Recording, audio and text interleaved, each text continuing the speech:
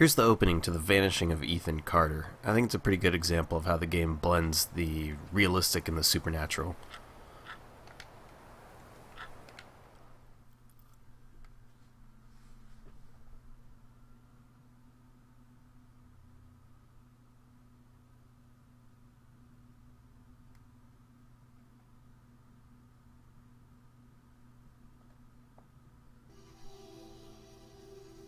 Ethan Carter I didn't know, but he knew who I was.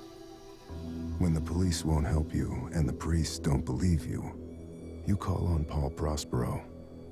You call on me. If you're a kid like Ethan, you're right, plenty do. Ethan's letter started out just like any other fan mail, but soon there were mentions of things no little boy should know about. There are places that exist that very few people can see. Ethan could have drawn a map.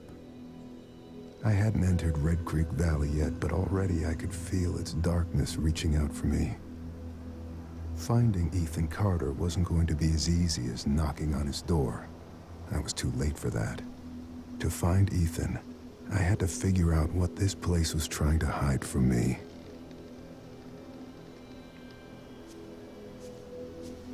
So the first thing you notice is that everything has painstaking detail. The leaves falling down. If you listen carefully, you can hear the wind and the creaking of the branches. Footsteps change,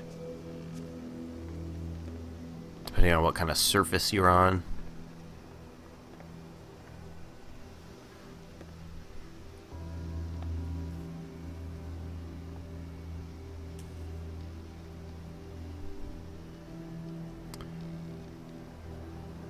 And you also don't do very much in terms of abilities. You can walk, you can run, you can look closely at something, crouch down, take a look at something more carefully on the ground.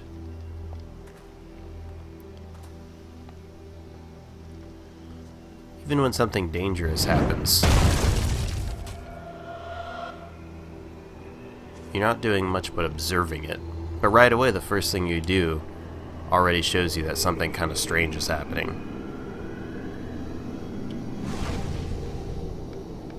The game gives you this possibility space where you can just walk around and look at anything. And that's what it rewards, to get through the entire game.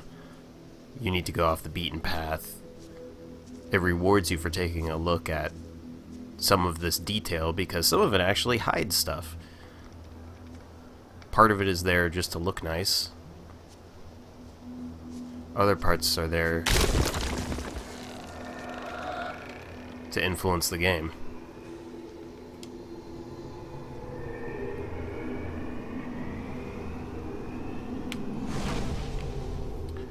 But what I like most about the opening, and what I think illustrates the game's themes the best, is what it lets you do if you want to try to subvert how the game works.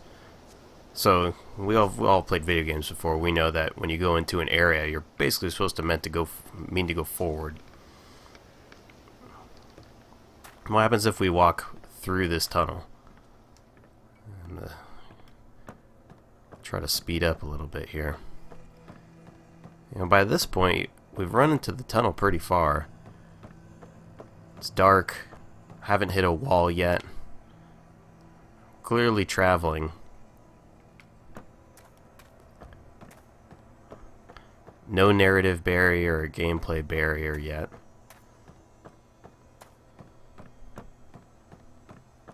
But I'm coming out the other side.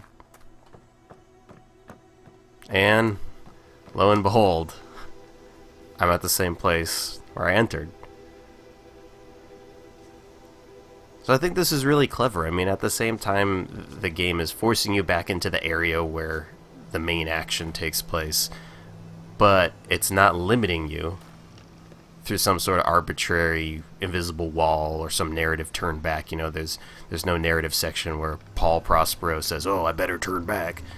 This is something that the game guides you back into the puzzle area with, And it also fits into the theme. You know, it sets out that this is a mysterious place. This place has a tunnel that just loops in around itself, a seemingly linear thing that is actually a circle back to this environment.